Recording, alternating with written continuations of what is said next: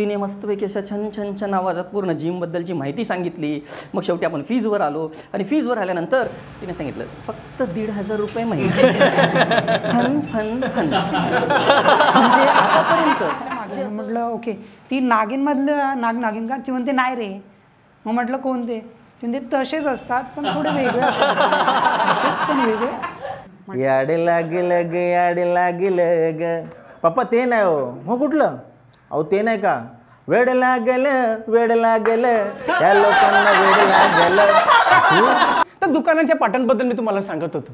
दुकानांच्या पाट्या माझ्यासमोर अशा समोर येतात आणि म्हणतात आ बैल मुझे मार. मी स्वतःला बैल म्हटलं का? नाही, आई पण माझी म्हणते लग्नानंतर माझा मुलगा बैल झाला. बस पाढेपाठ केलीस? तो बोला नाही, अजून तर पाठ नाही झाली माझे. वा, नम्रतेने विचारले. त्यांनी त्याचा हात हातात घेतला, पेन घेतली, बोटात अडकवले आणि गेम झाला ना रे भावा. गेम झाला आणि त्या गेम नंतर तो पोपटासारखा बोलला राव. पोपटासारखे बोलला. एखाद्या हँडसम मुलाचा धक्का त्याच मुलीला लागला तर ती मुलगी इट्स ओके यार, हाय आय एम जानू, चंपाकली, चिकनी चमली, काय नाव सांगून मोकळे होते. हा साधा सरळ सभ्य मुलगा. माझ्या सॉरीचं काय स्पेलिंग चुकलं होतं का?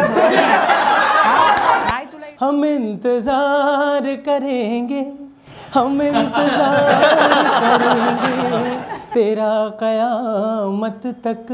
कयामत तक क्यों इंतजार कर रहा है? उससे शादी कर ले, तेरी जिंदगी में कयामत तक आया. बाकी या स्टँडअप कॉमेडीचं एक बरं असतं बघा.